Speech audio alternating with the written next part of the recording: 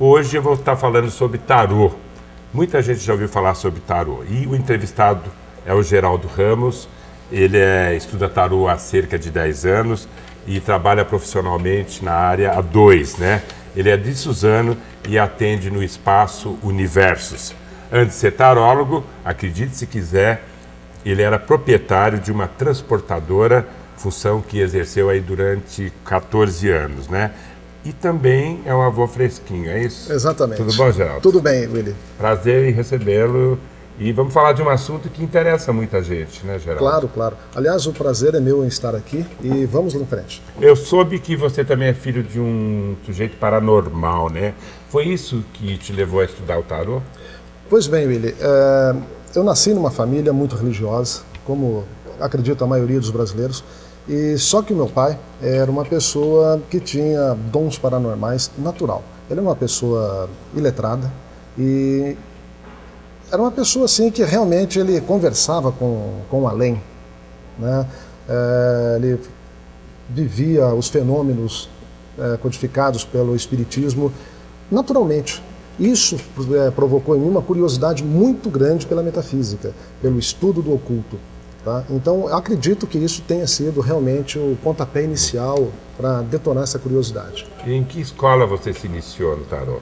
Olha, na realidade, eu comecei esses estudos pela ordem teosófica, que ela tem um departamento que cuida do tarô. Depois pela eubiose também, passei pelos estudos da eubiose por algumas pessoas da eubiose. Fui estudar na Ordem Rosa Cruz e também pela maçonaria, que é também uma grande escola iniciática, onde as pessoas têm uma possibilidade de aprender muita coisa. De onde veio o tarô e de onde surgiu o tarô? Olha, nós temos aí duas versões, mais ou menos aceitas. Tarô quer dizer o quê? Rota, caminho sagrado. Tá. Então nós temos aí a versão egípcia, que segundo dizem os historiadores ocultistas, foi passado a eles através dos Atlantes.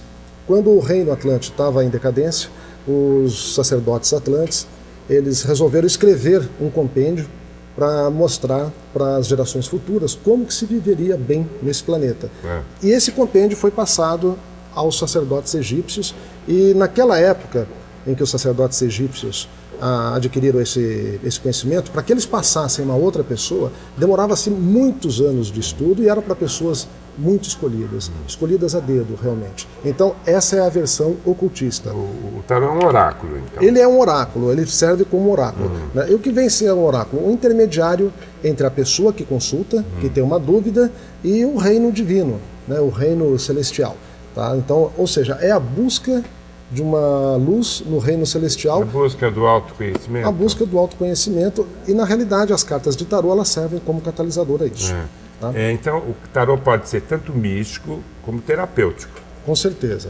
De 1850 para cá, começaram a surgir alguns estudos saindo um pouco da área do ocultismo, né, e vindo para a área do esoterismo, e vindo mais para a área do comportamentalismo. O ápice disso foi os estudos desenvolvidos por Jung, né, aluno de Freud, e que também desenvolveu a psicanálise. Né? Então, os estudos que Jung desenvolveu, que aproximou o tarô do comportamento humano, da codificação do comportamento humano, é que saiu um pouco da área esotérica. Tá? Então, isso facilita muito o trabalho de pessoas, por exemplo, como psicólogos, psicanalistas, né? Aproximou muito essas pessoas do tarô. Geraldo, eu estou vendo aqui que você tem 3 tipos de baralho, né? Certo. Explica o significado de cada um deles. Tá.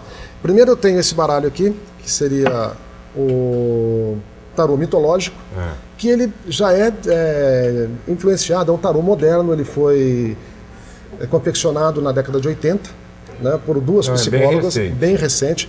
Lógico que ele mantém as suas origens, é fiel às suas origens. O tarô mais tradicional que nós temos hoje é o tarô de Marsella, que foi codificado aí no século XIV, século XV, é o que dá origem aos tarôs de hoje. Esse aqui é um dos mais modernos, da década de 80, que foi inspirado nas teorias junguianas. Tá? Esse aqui já é um tarô mais esotérico. Tá? Então, as pessoas que conhece um pouco de esoterismo, se pegar um tarô de White, por exemplo, que é esse tarô, vai reconhecer muitos símbolos esotéricos. Tá. Tá? Então eu trouxe esses dois para ter mais ou menos essa ideia. E aqui nós temos um que é bastante popular aqui, principalmente na região do Alto Tietê, que é o baralho cigano. Ah, é o famoso baralho cigano, né? Então, qual a grande diferença entre baralho cigano e tarô? Tá. O tarô, todo o tarô ele é composto por 78 lâminas, 78 cartas, 56 menores e 22 maiores. O baralho cigano ele é composto por 36 cartas apenas. Tá? Então, é um baralho aparentemente mais simples, mas também com a sua complexidade. E qual que é a importância, por exemplo, desse baralho em uma consulta de tarô? Então, ele serve como catalisador.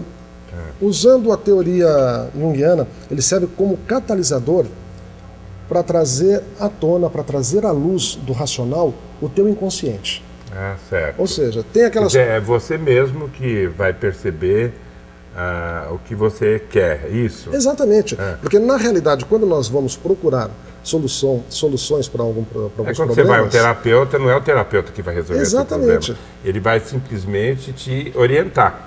No sentido de você se encontrar e ser feliz. Exato, né? ele vai te conduzir para que você encontre... Ele tem as ferramentas, né, e te ajuda, é isso? Perfeitamente. Na realidade, as tarô cartas é a mesma coisa. têm essa finalidade. As cartas são as ferramentas. Exatamente. Né? Ela não... E ela responde qualquer tipo de questionamento? Qualquer tipo de questionamento, Willy. Qualquer tipo de questionamento. O que é interessante frisar é que é sem determinismo, senão vira adivinhação. Certo. Tá? Quer dizer, o tarô não é uma arte divinatória. Não, ele é uma arte divinatória. É considerado arte divinatória, tá?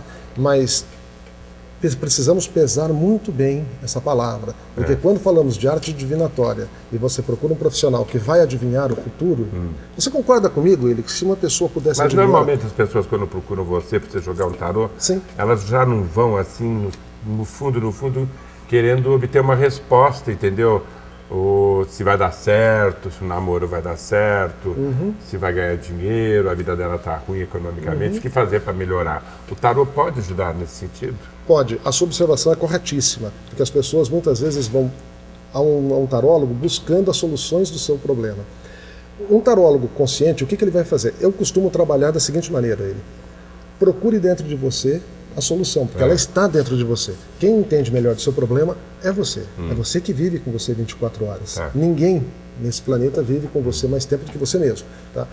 As cartas vão servir para que você comece a interiorizar, ache o melhor caminho para interiorizar e encontrar dentro de você, dentro do seu complexo existencial, a solução, o melhor caminho, a resposta para aquilo que você quer.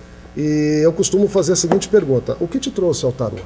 Aí geralmente o meu consulente ele vai falar: eu estou com um problema em tal área. Aí nós começamos um trabalho, as cartas já começam a me indicar onde está o problema, ela começa a indicar quais são as possíveis possibilidades de solução, e na interação com o consulente, aí começa a ver aquela integração que começa a clarear a situação para a pessoa. Tá? Então, e vamos falar sobre são fotografias e desenhos, são desenhos, isso. Né? O tarô mitológico, ele usa como referência os personagens da mitologia grega. Por exemplo, aqui nós temos a carta número 7, o carro.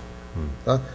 O personagem aqui identificado é Ares, que é um guerreiro, uma pessoa de punho impulsiva, mas que luta bravamente para os seus objetivos. Se sai uma carta dessa na hora que você está jogando para alguém, é que a pessoa está buscando isso, de ela certa maneira. Buscando, ou está revelando que ela é determinada. Que na realidade, já está mostrando que essa pessoa ela já tem a direção para onde ir e agora ela está realmente... Então você só vai falar para ela, continua. Continua, exato. Essa carta é um de estímulo. Ele está mostrando que a pessoa está preparada para isso. Tem carta que, por exemplo, revela a morte, essas coisas? Tem conjunções. Tem. Na realidade, o tarô, as lâminas, ela é um alfabeto. Tá? Mas é um alfabeto pictórico, não com letras. Tá? Então são com símbolos. Então, dependendo...